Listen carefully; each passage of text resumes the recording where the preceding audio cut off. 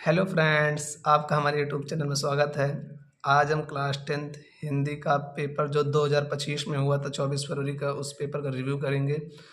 ये 801 बीबी कोड है। आपके यूपी बोर्ड में 7 सेट बनते हैं, जिसमें ये दूसरा कोड शायद है कि बीए, बीबी, बीसी ऐसे बनते चले जाते हैं। जो स्टूडेंट 2026 यूपी बोर्ड की तैयारी क्लास 10th की कर रहे हैं, उनके लिए यह पेपर इम्पॉर्टेंट है। चलिए पेपर का रिव्यू करते हैं। चलिए वीडियो को स्टार्ट करते हैं। देखिए, आर्ट्स में बीबी हिंदी का पेपर है, 24 फरवरी को हुआ था 2025। ये कुछ निर्देशांक है, जो पढ़ना निर्देश 3 घंटा 15 मिनट पेपर का मिलता है, वही सब लिखा है। सभी प्रश्न करना अनिवार्य है। ये सब देखिए। अब आपका पहला स्टार्ट होता है खंड आ, बहुविकल्पी प्रश्न में स्टार्ट होता है। इससे पहला प्रश्न आया था 2025 में, बादल की मृत्यु किसकी रचना है? बादल की मृत्यु किसकी रचना है? उपेंद्र नाथ एस की है, कि राम कुमार वर्मा की है, कि जयशंकर प्रसाद की है, कि भारतेंदु हरिश्चंद्र की है? तो बादल की मृत्यु राम कुमार वर्मा जी की है, तो पहले का बी ऑप्शन सही होगा। दूसरा क्वेश्चन देखिए, किसी एक कहानीकार मानसरोवर नाम से 8 भागों में संकलित है, तो किसकी है? जयशंकर प्रसाद की है, कि शिव पूजन सहाय की है, कि भगवती चरण वर्मा की है, कि प्रेमचंद की है? तो मानसरोवर के 8 नाम भागों, ये प्रेमचंद की है, तो 2 का बी ऑप्शन सही होगा। तीसरा, शेखर एक जीवनी के लेखक कौन है? तो शेखर एक जीवनी उपन्यास है, जो कि सच्चिदानंद हिरानंद वात्स्यायन अज्ञेय की है, तो ऑप्शन 3 का सी ऑप्शन सही होगा। चौथा क्वेश्चन, अरे यथावत याद रहेगी किस विधा की रचना है? तो अरे यथावत याद रहेगी यात्रा साहित्य है, और ये सच्चिदानंद हिरानंद वात्स्यायन अज्ञेय की है, तो 4th का सी ऑप्शन सही होगा। पांचवा प्रश्न, हरिवंश राय बच्चन द्वारा लिखी आत्मकथा के 4 भागों में संकलित नहीं है, तो हरिवंश राय बच्चन की जो 4 आत्मकथाएं हैं, उसमें कौन सी लिखित नहीं है? क्या भूलूं क्या याद करूं, ये हरिवंश राय बच्चन में 4 भागों में आत्मकथा है। नीलकंठ निर्माण फिर भी है, बसेरे से दूर ये है। 4 होते हैं, 10 द्वार से सोपान तक, बसेरे से दूर, क्या भूलूं क्या याद करूं, नीलकंठ निर्माण फिर। तो यहाँ पर मेरी आत्मकहानी ये हरिवंश राय बच्चन की नहीं है, तो 5 का ए ऑप्शन सही होगा।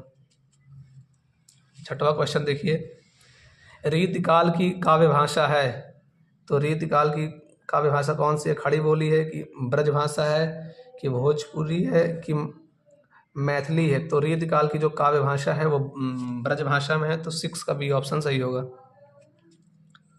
7वां क्वेश्चन देखिए, कवि भूषण की रचना नहीं है।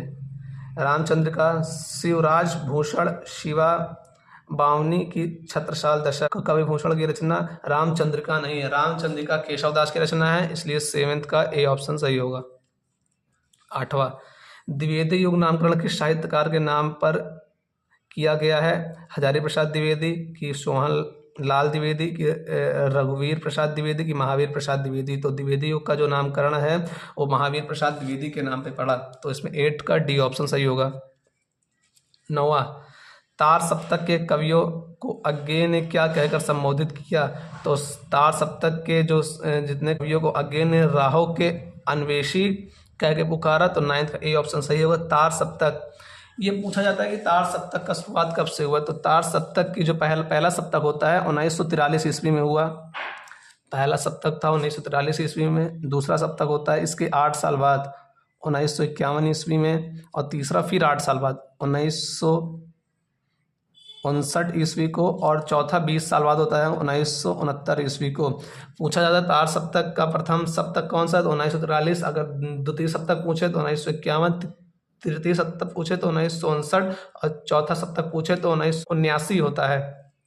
तो ये इंपॉर्टेंट है, ये पूछा जाता है कि पहला सप्तक कब है, दूसरा सप्तक कब है, तीसरा सप्तक होता है। चलिए 10वां क्वेश्चन, धूप के धान किसकी रचना है?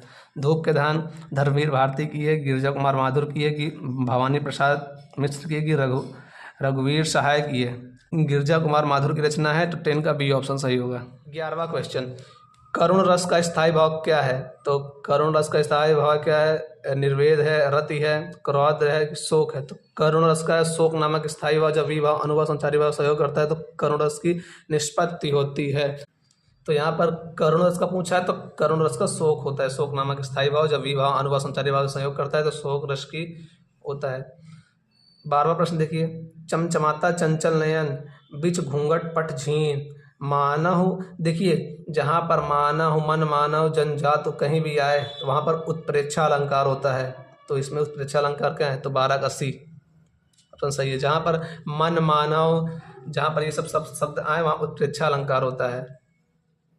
13वां प्रश्न, रोला छंद किस प्रकार का छंद है, तो रोला छंद सम मात्रिक छंद होता है, विषम मात्रिक छंद नहीं होता ना अर्ध सम मात्रिक, तो रोला छंद सम मात्रिक छंद होता है। तो 13 का बी ऑप्शन सही होगा।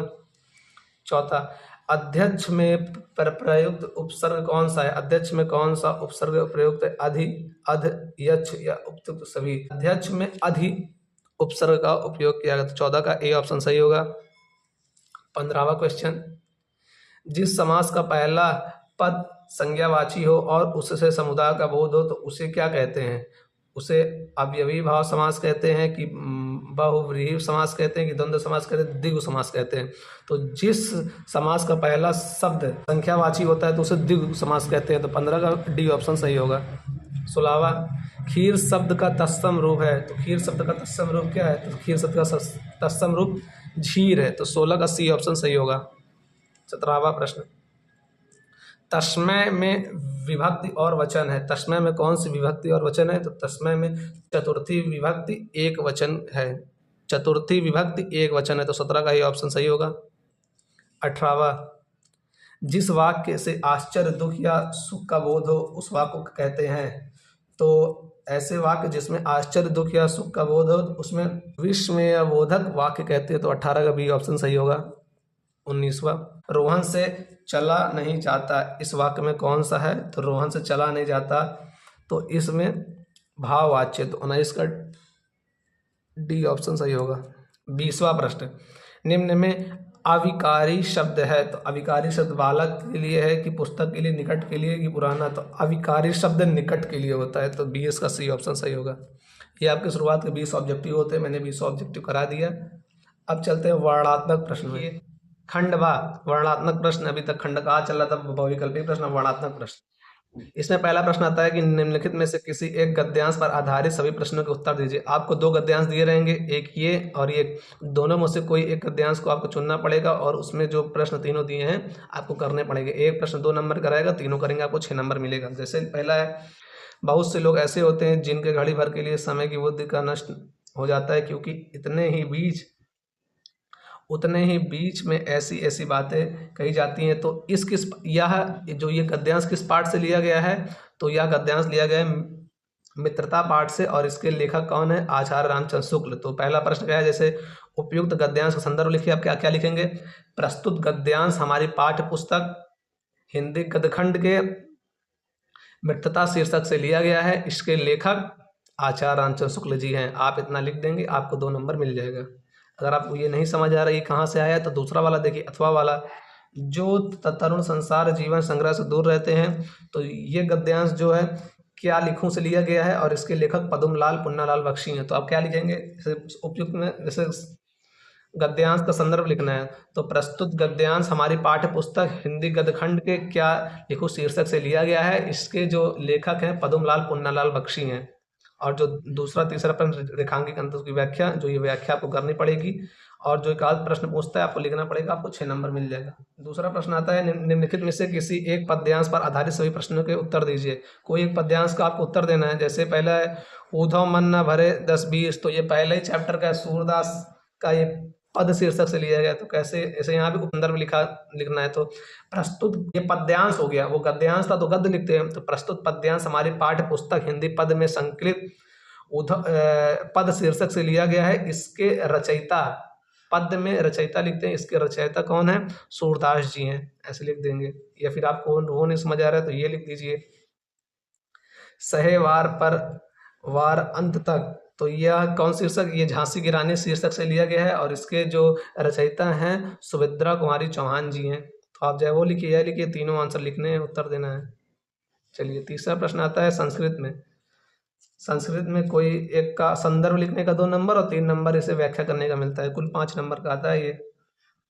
तो दुखम दुर्मुख द्वितीय काशाघात, ऐसे ये किस चैप्टर से लिया गया है? तो ये चंद्रशेखर लिखा है। तो ये जैसे यहाँ चंद्रशेखर चंद्रशेखर लिखा है, ये चंद्रशेखर लिखा है, तो ये इस चैप्टर का नाम है देशभक्त चंद्रशेखर। तो आप ऐसे गद्य संदर्भ लिख देंगे, संदर्भ 2 नंबर का लिखेंगे। और या अगर ये आपको ये नहीं आ रहा तो ये लिख दीजिए, दोनों में से कोई एक लिखना होता है। ये भारतीय संस्कृति से लिया गया है, ये भारतीय संस्कृति पहले ही दिया गया है। तो आप चैप्टर पढ़े होंगे तो आप समझ गए होंगे। चलिए चौथा। अब जैसे हिंदी गद्य और पद्य में आता है, इसलिए संस्कृत में भी गद्य और पद्य में, गद्य कहोगे अब पद्य में संस्कृत का एक श्लोक आएगा, आपको 2 नंबर का इसका संदर्भ और 3 नंबर का व्याख्या करना पड़ेगा। तो ये दोनों में से कोई एक करना पड़ेगा, किसी एक को आप करना पड़ेगा। हम पेपर रिव्यू कर रहे हैं इसलिए आपको सोल्यूशन नहीं बता रहे हैं, आपका पेपर इस तरह आएगा नेक्स्ट ईयर। चलिए 5वां प्रश्न होता है, खंड काव्य पर आधारित एक प्रश्न का उत्तर देना होता है। तो आपके जिले के हिसाब से होता है कि आपके जिले में कौन सा लगता है। आप अपने टीचर स्कूल से अपने स्कूल के टीचर से पूछेंगे तो बताएंगे। जैसे अग्र पूजा ये प्रयागराज जिले में लगता है, क्योंकि मैं प्रयागराज से हूँ तो मैं अग्र पूजा लगता है, मैंने एग्जाम दिया तो मैं जानता हूँ। और आपके जिले में जो लगे वो आप अपने टीचर से स्कूल पूछ लेंगे तो वो बता देंगे। आप किसी एक लेखक का जीवन परिचय लिखते हुए उनकी एक प्रमुख रचनाएं का उल्लेख करना है। तो 4 ऑप्शन दिया है, जयशंकर प्रसाद, भगवती शरण उपाध्याय, रामधारी सिंह दिनकर। जैसे आपके गद्य में 7 चैप्टर हैं, 7 चैप्टर में अगर आपने 4 याद कर लिए तो आपका 100% एक आ ही जाएगा। अगर आप 3 याद करेंगे तो आप हो भी सकते हैं 3 में। अगर आप शुरुआत के आचार्य रामचंद्र शुक्ल, जयशंकर प्रसाद और रामधारी सिंह दिनकर और कोई का याद कर लेंगे, 3 याद, अगर 4 याद करेंगे तो एकदम 100% आपका हो ही जाएगा। अगर 3 याद करेंगे तो एक संदेह रहेगा, तो आ जाता है, उतना किस्मत नहीं खराब होती। अगर बहुत खराब है तो हो गया। जैसे आप 7 चैप्टर है, आप आगे का 3 याद कर लिए। अब मान लीजिए बाई चांस पेपर में लास्ट का ही चारों आ गया, ऐसा होता तो नहीं है, आ गया तो क्या करेंगे, फिर आपको छूट जाएगा। तो 4 याद करेंगे तो कभी नहीं होगा दिक्कत। गद्य का 5 नंबर का आता है और पद्य में 5 नंबर में तुलसीदास, बिहारी, सुमित्रानंद पंत, श्याम नारायण पांडे। तो इसमें 13 चैप्टर है, तो 13 चैप्टर 4 ऑप्शन आता है। तो आपको रियल में तो याद 9 करना चाहिए 100% के लिए, पर 9 कौन याद करेगा। तो आप लगभग 3 4 5 5 3 4 याद कर लीजिए, 5 कम से कम। सूरदास, तुलसीदास, महादेवी वर्मा, सुमित्रानंद पंत और कोई एक आध याद कर लीजिए जो बार बार आते हैं, तो बिहारी लाल। 4 5 याद कर लीजिए। 7वां प्रश्न आता है कि आपको अपने पुस्तक में एक श्लोक लिखना होता है 2 नंबर का, जो कि प्रश्न पत्र पे ना है। जैसे ये श्लोक संस्कृत में है ना, ये श्लोक ये आया है, ये दोनों तो इसी तरह लिखना होता है, पर ये नहीं लिखना है। ऐसे ये प्रश्न पत्र में आ चुका है तो आप ये लिखेंगे, आपको 0 नंबर मिलेंगे। आपको दूसरा श्लोक लेना पड़ेगा, एक कोई याद कर लीजिएगा। आप 3 श्लोक याद करिएगा, 3 याद करिएगा। मान लीजिए 2 आपके पेपर में आ गया तो तीसरा आप लिख दीजिएगा। 3 याद करेंगे, मिनिमम 3 याद कर लीजिए, कम से कम 3 नहीं, 4 याद कर लीजिए, 3 याद कर लीजिए, काम हो जाएगा। 2 मान लीजिए पेपर में आ गया, एक ठो जो आएगा वो दोनों नहीं लिखने। चलिए 8वां आता है कि प्रधानाचार्य पे निबंध लिखना होता है। या ये वाला लिखिए या ये वाला लिखिए, जो आपको समझ आए। और 9वां प्रश्न आता है कि संस्कृत के 2 प्रश्नों के उत्तर देने होते हैं, 1-1 नंबर के होते हैं। जैसे ये है 10वां प्रश्न, निम्नलिखित में से किसी एक विषय पर निबंध लिखिए। मेरा प्रिय साहित्यकार, वृक्ष धरा के आभूषण, राष्ट्रीय एकता, बेरोजगारी समस्या और समाधान, मोबाइल फोन, वरदान या अभिशाप। तो जैसे वृक्षारोपण पे आता है, पर्यावरण प्रदूषण पे आता है, ये इंपॉर्टेंट है काफ़ी। कोई एक आपको लिखना था, आपका 7 नंबर का था। आप रूपरेखा लिख दीजिएगा, 2 नंबर का रूपरेखा दे देता है और 5 नंबर का जो आप हेडिंग डालेंगे। प्रस्तावना और लास्ट में उपसंहार, जो लास्ट में पहला प्रस्तावना डालेंगे, उपसंहार जैसे लिखते हैं और बीच में एक आध 2 हेडिंग और डाल देंगे तो ठीक है। तो ये है, रिव्यू करा दिया। 2025 में पेपर इस तरह आया था, 2026 में पेपर इसी पैटर्न पे आएगा। अगर आपको वीडियो अच्छी लगी तो वीडियो को लाइक करिए। अगर आप मेरे चैनल नए हैं तो प्लीज़ चैनल को सब्सक्राइब कर लीजिए। Bye bye.